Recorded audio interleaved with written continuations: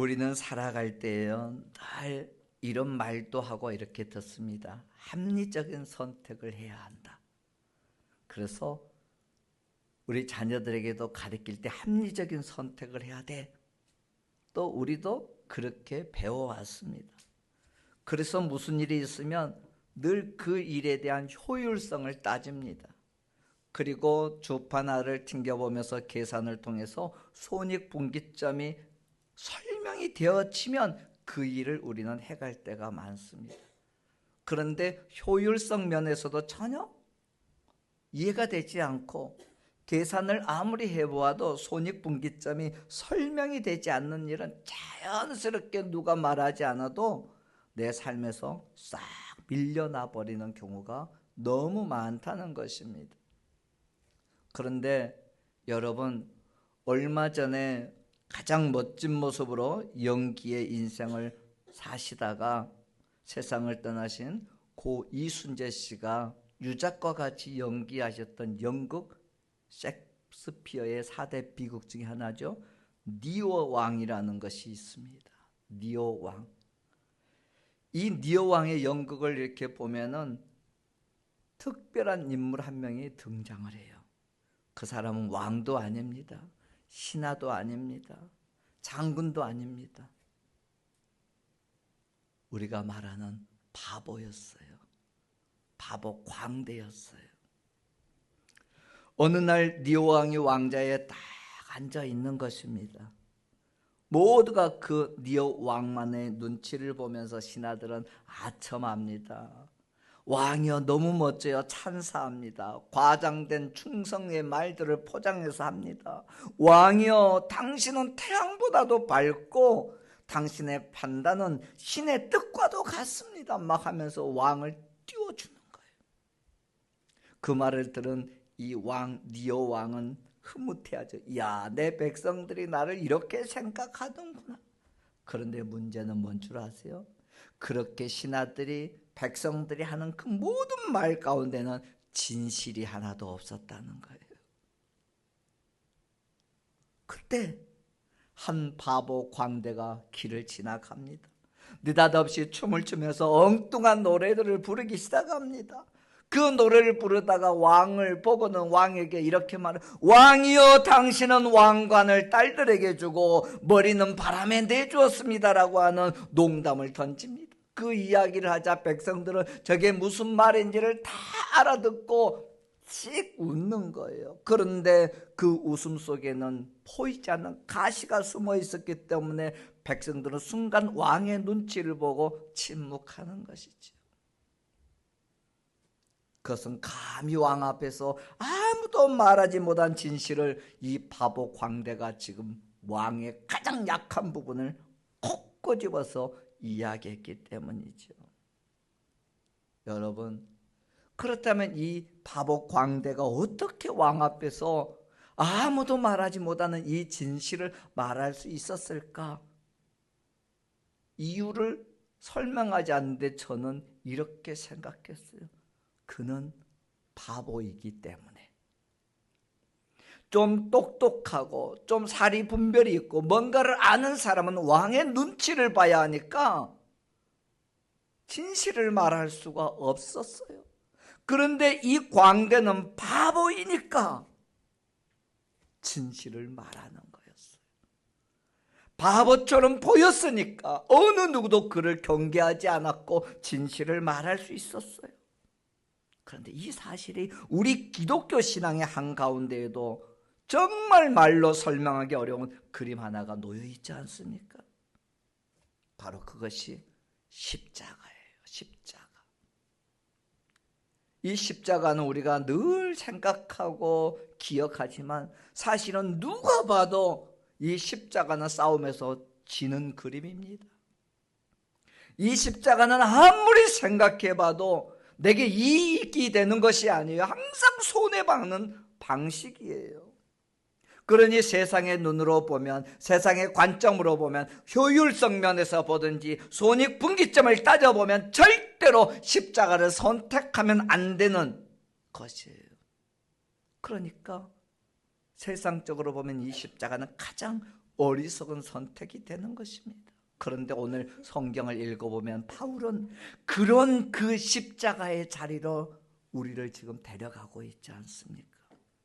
그리고 그 십자가를 보여주는 것입니다. 그 십자가의 그림을 다시 보게 하는 것입니다. 너희가 어리석다고 말하는 거, 너희가 바보라고 말하는 거, 너희가 이해되지 않는다고 말하는 그 십자가를 다시 보게 하는 것입니다.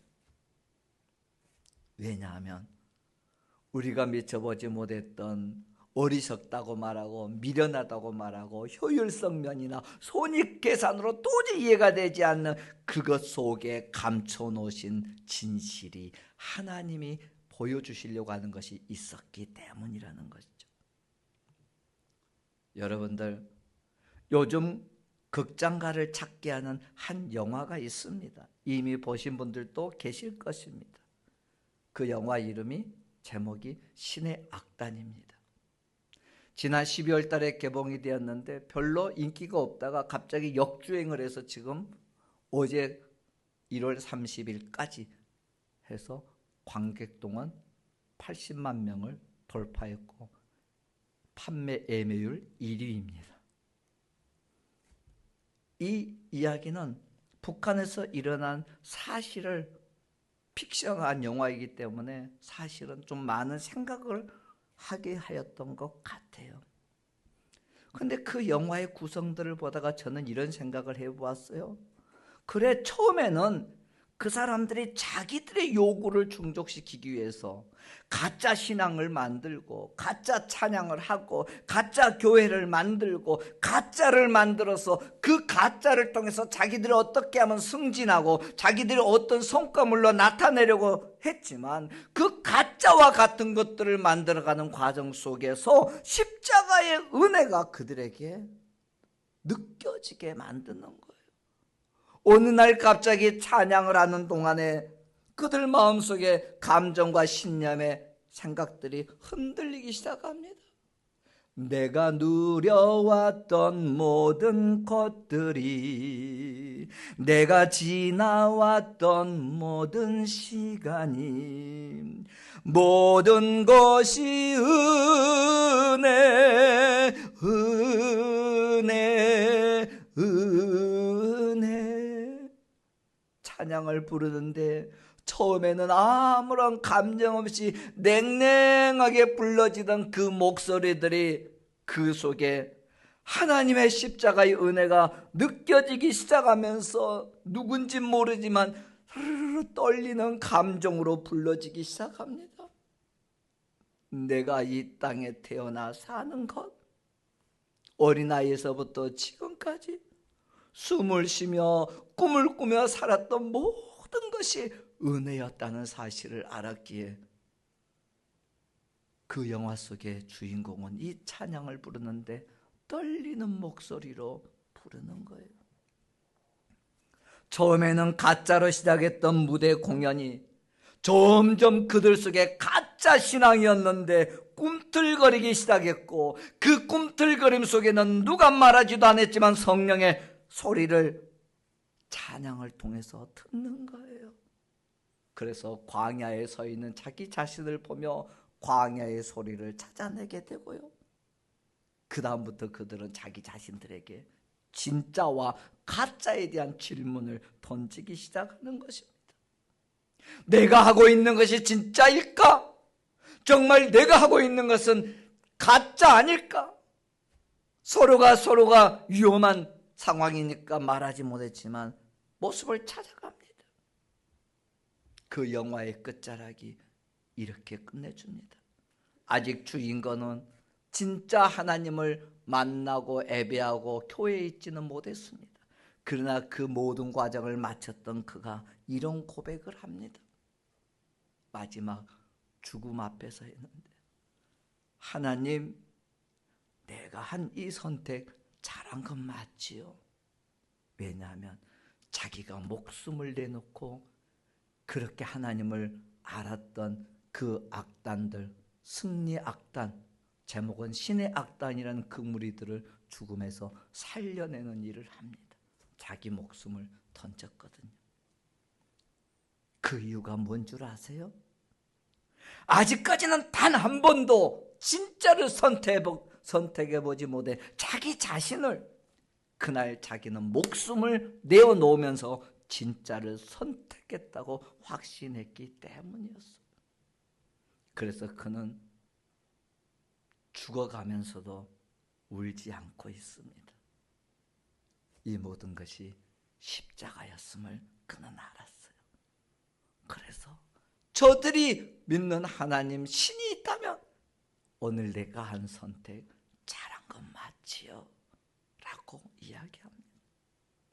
이 십자가는 효율성으로, 손익분기점으로 계산할 수 없는 미묘한 것이 우리에게 있기 때문이에요. 그래서 오늘 바울은 세상의 지혜로 보기에 어리석은 이 십자가를 우리가 반드시 붙잡아야 한다라고 말씀합니다. 우리 18절 말씀 한번 읽으실래요? 성경 본문 시작. 십자가의 도가 멸망하는 자들에게는 미련한 것이요 구원을 받는 우리에게는 하나님의 능력이라. 아무리 생각해도요, 이 십자가는 처음부터 설득력이 없어요. 이 십자가를 가진 사람들은 오해받기 딱 좋았어요. 지금도 그러하지만 예수님 당시 그 시대에도 똑같았어요. 왠 줄 아세요? 로마 사람들의 입장에서 보면 이 십자가는 그냥 가장 잔인한 살인 처형 도구였을 뿐입니다. 유대인 입장에서 보면 이 십자가는 저주받은 인간들이 달려서 죽는 사형틀이었을 뿐입니다. 저주받은 자의 표식이에요. 더군다나 이들은 이해가 안 되는 거예요. 무슨 구원자가 죽냐는 것입니다. 무슨 하나님의 아들이라고 하는 네가 죽는데 왜 하나님은 침묵하냐는 것입니다. 네가 정말 공생의 기간 동안에 수없는 이적과 기적을 베푼 하나님의 아들이라면 지금 얼마든지 도망칠 수도 있는데 왜 도망가지 않느냐는 것입니다. 그 사람들은 그런 십자가의 주님, 그 십자가를 보면서 말합니다. 야, 이건 신앙이 아니야. 이건 하나님의 은혜가 아니야. 이건 저 예수라고 하는 사람의 삶의 실패야. 저건 저희가 가지고 있는 능력이 아니야. 이거는 로마 군인에게 붙잡혀온 패배라고 말하는 것입니다. 그런 상황 속에서 오늘 바울은 그런 십자가 안에 우리가 알지 못하는 복음의 중심을 세워놓고 우리 삶의 방향을 뒤집어 보면서 봐라, 너희가 그렇게 생각하는 그 미련해 보이는 십자가를 붙드는 자에게는 하나님의 능력이 있다라고 외치는 것입니다. 여러분, 십자가는요, 문제를 피해가는 것이 아닙니다. 십자가는 그 문제를 통과해 가게 하는 하나님의 방식이거든요. 우리는 종종 이렇게 물어요. 하나님, 이 선택 나한테 유리한 건 맞나요?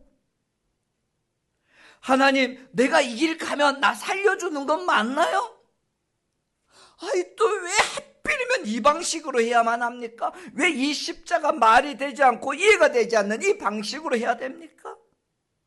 저 십자가 보니까 정말 비참하게 끝나버리는데 나도 이 길로 가면 저렇게 비참하게 끝나는 것 아닙니까? 이런 질문을 하게 된다는 것입니다. 그런데요, 여러분들 혹시 신앙생활하다가 이런 질문이 내 가슴에 확 비수처럼 꽂히거들랑 그날 그 질문에 대한 답을 찾아야 합니다. 그 답은 바로 저 갈보리 골고다 언덕에 서 있는 십자가에서 찾아야 하니까요. 그날 골고다 언덕에 있는 십자가는 그런 질문을 던지는 수없는 사람들에게 이렇게 답해 주고 있는 거예요. 그래, 맞아! 이 길이 하나님 신뢰하는 길이다 라고 말입니다. 우리의 믿음은 가장 똑똑해 보이는 길을 선택하는 능력이 아니에요. 세상 사람들이 볼 때는 어리석어 보이고 미련해 보이고 그럴지 몰라도 하나님이 가라고 하시는 그 길을 붙드는 용기가 믿음인 거예요. 무슨 좋은 것을 선택한 것이 믿음이 아니에요. 하나님이 가라고 하시는 그 길을, 갈보리의 길을, 십자가의 길을 가는 것이 용기가 믿음이라는 거예요. 그래서 예수님은 얼마든지 그 자리를 피하실 수 있었음에도 불구하고 그 십자가 앞에서 도망치지 않으신 겁니다.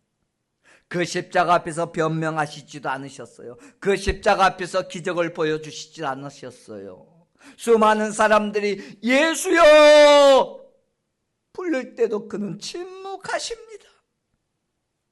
그런데 그날 그 예수님의 침묵은 패배가 아니었습니다. 하나님, 내 뜻이 아니라 아버지의 뜻대로 되기를 원합니다라고 하는 아버지 하나님의 뜻에 순종에 대한 침묵이었기 때문이에요. 다시 말씀드리지만 세상은 그 길 가는 걸 별로 안 좋아해요. 그래서 세상에 있는 사람들은 무슨 소리야? 마지막 살아남는 것이 진짜지. 그런데 십자가는 그렇게 말하지 않아요. 아니야. 죽음까지 순종하는 것이 생명이야. 어떤 방법을 동원하든지 살아남는 것이 진짜라고 말하는 세상의 소리와 아니야, 죽음까지 순종해가는 그 칼보리의 십자가가 진짜 생명이라고 하는 주님의 음성이 내게 들려올 때 우리는 무언가를 선택해야 합니다. 이 믿음의 선택이 오늘 우리의 삶을, 우리 인생을 바꿔버릴 것이기 때문입니다. 성경을 봐보세요. 도저히 이해되지 않는 일들이 있습니다. 어느 날 이스라엘 백성들이 광야에서 불뱀에 물려서 죽어갑니다. 그런데 하나님이 그들에게 제시한 방법은 이상하게 짝이 없어요. 느닷없이 장대를 들고 오라더니 그 장대 꼭대기에 노뱀을 달게 하시고 그것들을 다 뱀에 물려 죽어가고 있는 이들에게 쳐다보라는 한마디뿐이었습니다. 상식적으로 도저히 이해가 되지 않아요. 십자가는 이런 거와 똑같다는 것을 보여주는 거였어요. 그날 쳐다봐라 이 말은 그 백성들이 뱀에 물려 죽는데 치료제가 아니었어요. 의학적인 상식도 아니었어요. 어떤 의술도 아니었어요. 그런데 그렇게 말도 안 되는 이상한 한마디, 어리석어 보이는 그 한마디, 그 말을 순종하는 이들은 살아났습니다. 여러분, 십자가는요, 붙드는 순간에 이해되지 않지만 그걸 딱 붙잡고 나면 우리가 살아난다는 것입니다. 절대로 내가 십자가를 붙잡을 때까지 이해되는 게 없어요. 장대에 달린 노뱀을 쳐다봐라. 뱀에 물려 죽어가는 사람 이해가 됐겠어요? 그날 먼저 노뱀을 보고 살아난 이들이 야 살아났다라고 외쳤어도 아직 천막 안에서 끙끙 앓고 있는 환자들은 안 쳐다봤단 말이에요. 이해가 되지 않았으니까 무슨 소리야?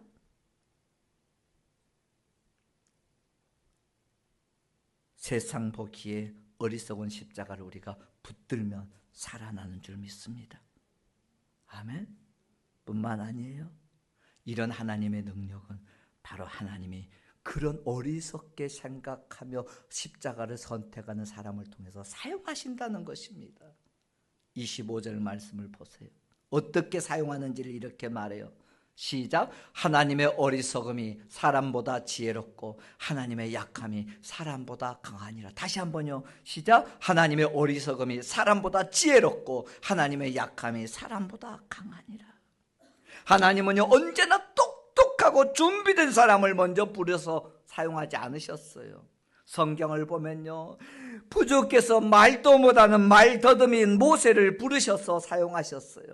아직 건장한 청년이 되어 자라나 있지 않은 어린 소년 다윗을 불러서 하나님은 사용하셨어요. 믿음의 승리자라고 외쳤던 엘리야 선지자가 저 도망가고 있을 때 그를 불러다가 사용하셨어요.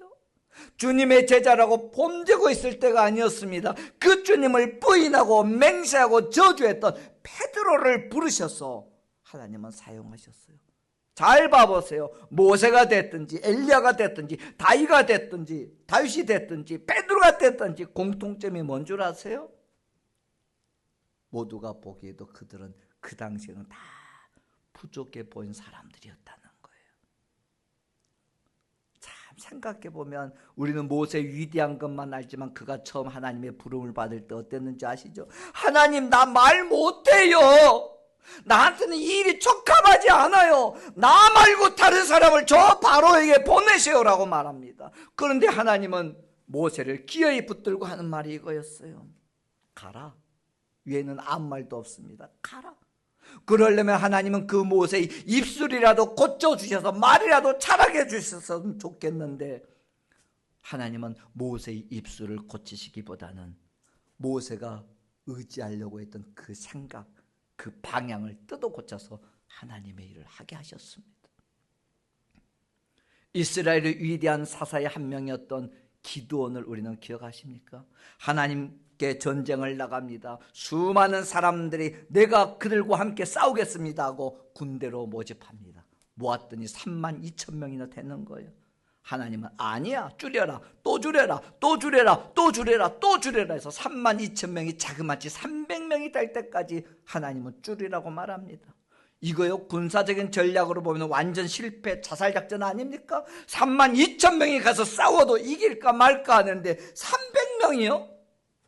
효율성 면에서나 손익분기점 면에서나 도저히 이해가 되지 않는 것입니다. 그런데 하나님은 이렇게 말해요. 기드온, 네가 너무 강하면 네가 자랑할 것 아니냐?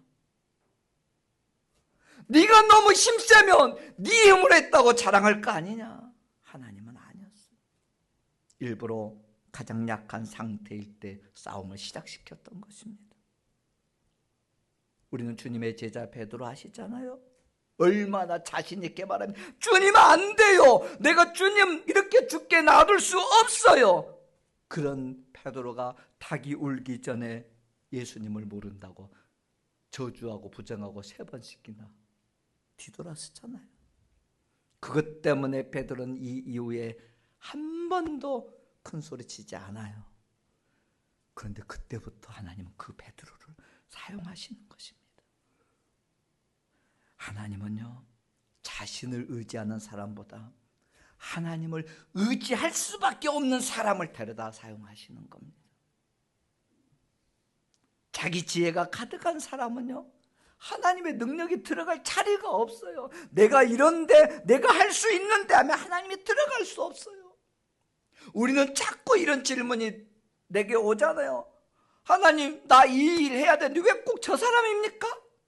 아니 하나님, 저 똑똑한 사람도 많고 더 준비된 사람도 많은데 왜 저렇게 연약한 사람입니까? 왜 힘없는 사람입니까? 왜 나에게 이런 사람입니까? 말할 수 있어요. 그런데 하나님은 그때 이렇게 말해요. 그래, 그래서 바로 그 사람이야.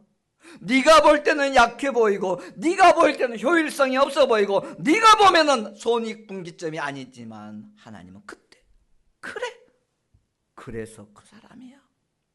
즉 무슨 말입니까? 네 지혜에 의지하지 말라는 것입니다. 하나님의 일은 사람의 능력으로 증명되지 않아요.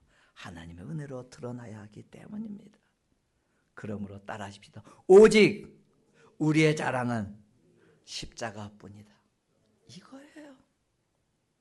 당시 이 고린도 교회가 자랑거리가 얼마나 많았는지 고린도서를 읽어보면 알 수 있어요. 그들은 굉장히 똑똑한 헬라 철학, 베레아의 문화들을 가지고 있는 지식적으로 위대한 사람들이었어요. 자랑거리였습니다. 그뿐만 아니에요. 세상에서도 똑똑했는데 하나님이 그들에게 은사까지 부어주시잖아요. 고린도서 12장을 보면 얼마나 많은 은사들이 이 고린도 교회 안에 있었는지 모릅니다. 그런 사람들의 똑똑한 지도자들이 얼마나 많이 있었는지 자랑거리입니다. 그런데 바울은 고린도 교회에 꼭 집어 하는 말이 이거예요. 너희 교회가 자랑을 잘못 선택해서 하고 있구나. 그래, 지식적인 것, 은사 있는 것, 너희가 하는 말 잘하는 것, 너희의 모든 인간적인 배경 다 나쁜 것은 아닐지라도 너희가 그거 자랑하는 순간 십자가는 네 삶에서 뒤로 밀려나고 만다는 것입니다. 그래서 바울은 이제 우리가 모든 자랑하는 그것들을 한 곳으로 모아 끌어당기는 것입니다. 어디로요? 십자가 앞으로. 단호합니다. 고린도 교회의 바울은 이렇게 말하는 것만 같아요. 너희들 그렇게 자랑거리가 많니? 그렇다면 정말 자랑하고 싶다면 네가 얼마나 헌신했고 네가 얼마나 잘났는지가 아니라 주님께서 나를 위해 무엇을 하셨는지를 한번 자랑해 보아라. 주님께서 너를 위해서 무엇을 하셨는지 자랑해 보아라. 주님께서 나를 위해 하신 일이 뭐예요? 올라가면 십자가 아닙니까? 그래서 우리는 십자가 앞에 서면 내가 얼마나 잘했는지는 의미가 없어요. 내가 무엇을 실패했는지도 아무런 중요한 결정사항이 되지 않아요. 오직 한 가지뿐입니다. 주님이 나를 위해 이렇게까지 하셨다라고 하는 하나님 은혜만 내게 남는 거예요. 나 같은 사람을 위해서 나를 구원하시려고 주님이 이렇게 십자가 앞에 서셨구나. 우리는 그래서 이 십자가 앞에서 내가 한 것이 아니고 주님이 하셨습니다라고 하는 고백을 하면 됩니다. 그런데 이 고백이 흔들려 버리면요, 우리의 신앙은 다시 계산되기 시작해요. 그리고 우리에게 있는 은혜는 다시 조건이 되기 시작합니다. 바울을 기억해 보세요. 얼마나 완벽한 존재였습니까? 종교적으로도 세상적으로도. 그런데 바울은 이렇게 고백을, 내가 자랑할 것은 오직 우리 주 예수 그리스도의 십자가뿐이다. 십자가는요, 세상에 서 있는 우리의 체면을 가차없이 무너뜨려 버립니다. 그러나 그 체면이 무너지니까 그 십자가가 나를 살려주네요. 아멘. 사랑하는 우리 교회 여러분들, 오늘 우리는 어떤 바보로 살아가시겠습니까? 니어 왕 앞에서 춤추는 광대처럼 그 길을 걸어가시겠습니까? 진실을 말하는 자리 말입니다. 예수님처럼 바보라고 어리석다고 말하는 그 십자가의 길 살아가는 바보가 되시겠습니까? 어떤 이는 세상은 아첨과 찬사로 물들어갈 때 그는 진실을 놓지 않았어요. 바로 십자가를 따르는 길이 이런 길이에요. 세상으로부터 박수 받지 못할 수도 있습니다. 세상으로부터 이해받지 못할 수도 있어요. 그러나 그 길 위에 생명이 있다는 것입니다. 우리가 세상을 위해 바보가 되든지 십자가를 위해 바보가 되든지 사람들은 십자가를 보고 어리석고 바보라고 분명히 말할 것입니다. 내가 어떤 상황에서 십자가를 선택해도 사람들은 바보라고 말할 겁니다. 이해되지 않으니까요. 그런데 그런 나를 하나님은 그 십자가를 통해서 살리신다는 거예요. 아멘. 우리는 오늘 또 선택 앞에 서 있습니다. 이해가 되는 길인가? 믿어야 걸을 수 있는 길인가? 이 십자가 앞에 서서 늘 선택하게 될 것입니다. 그때 주님이 그 문제 앞에 질문을 던질 거예요. 너 어떤 거 따를래? 너 박수 받는 세상의 소리에 기울여 따라갈래? 아니면 어리석게 보이는 이 길을 가서 그래도 살리는 은혜를 경험할래? 라고 말입니다. 그리고 주님은 한마디 우리에게 던지잖아요. 나를 따르려거든 자기를 부인하고 자기 십자가를 지고 나를 따르라. 우리 이렇게 주님의 음성 앞에 고백해 보십시다. 주님, 세상의 눈에는 바보처럼 보여도 십자가를 붙드는 사람으로 기꺼이 지혜로운 바보로 살아가겠습니다. 십자가를 붙들고 진실을 놓지 않는 그 길을 선택하며 살겠습니다. 이 고백이 바보의 걸음을 통해 하나님은 오늘 저와 여러분을 사용하신 줄 믿습니다.